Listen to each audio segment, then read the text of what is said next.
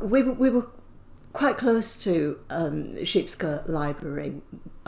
We lived on Valley Street in a small house, a 2 up, 2 down.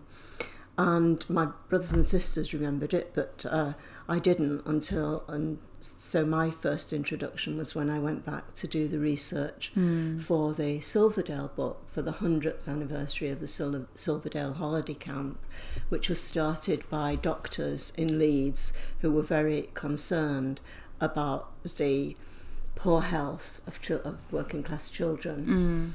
And the Lady Mayoress was always the patron of the organisation, and it was a great pleasure to go there and look at the records, because they kept such really good records. They knew how to take minutes, they knew how to write clearly, and so it was a joy to be there and also see all of the photographs that were there. And I had a friend that I was working with at the time. I was teaching, and she came along with me and took photographs of the photographs, so we were able to put them all in the book.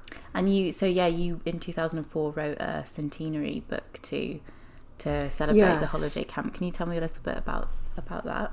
Yeah, well, I'd been to the holiday camp myself, and it was great. It really was a very good holiday. We were there for a fortnight, and Mr. and Mrs. Farrer, who are on the front of the book, they were the ones who looked after us, and they did a most amazing job. And we were in 2 separate dormitories. There was a blue dormitory for Protestants, and there was a red dormitory for Catholics. Wow. So we Catholics were all taken, I can't remember where we went, but we were all taken to church on a Sunday by Miss Farrer, who was Mr. Farrer's sister.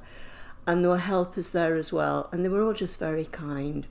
And Mr. Farrer taught me to swim while I was there. And he wrote a letter to my mother, which I don't still have, unfortunately.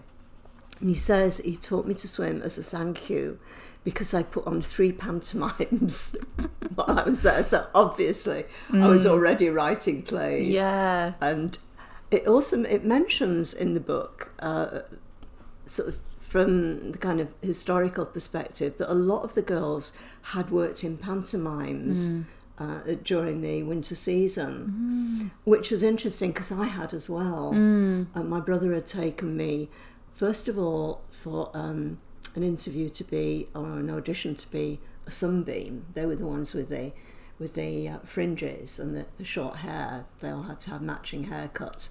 And I really wasn't a good enough dancer, and I hadn't been doing it long. I was turned down for the sunbeams, but I was accepted as a Winstanley babe, so I was on at the Grand Theatre in pantomime.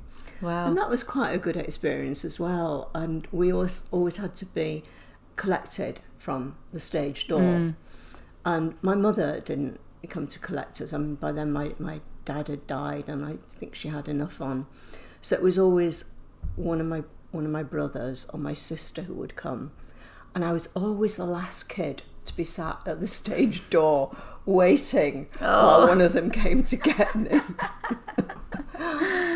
Yeah, I think we've all had an experience of parents late to pick brothers us up. and sisters, older brothers and sisters. Yeah. And you drew on some of the research that you did for your one of your earlier novels, Sixpence in Her Shoe.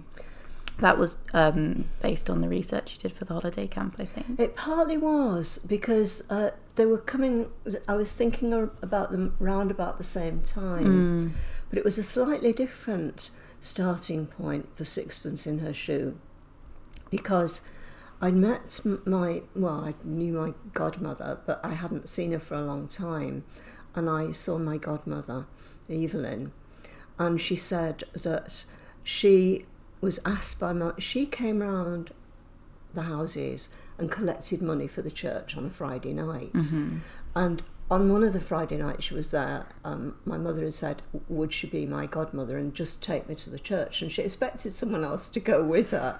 But it was just one of those things, they got it done and dusted and out of the way. So she turned up to collect me, And she wasn't very old herself. And so she then carried me down to the church, to the cathedral, and that's where I was baptised. And she said that she was quite anxious because she thought she might drop me. And I thought, well, what if there was a girl or a young woman like that who was very attached to a child in her street, and that child was in danger of being put in an orphanage, and so she decides to save her from that and take her away. Yeah. And I thought, where would she take her? Well, if she knew about the Leeds Children's Holiday Camp and it was closed down for the season, she could get on her bike and take her there. So that was the starting point for that story. Yeah. And it just allowed me to use that wonderful location of Silverdale, and also Morecambe, and the wonderful hotel in Morecambe. Yeah. So that was how I kind of came to combine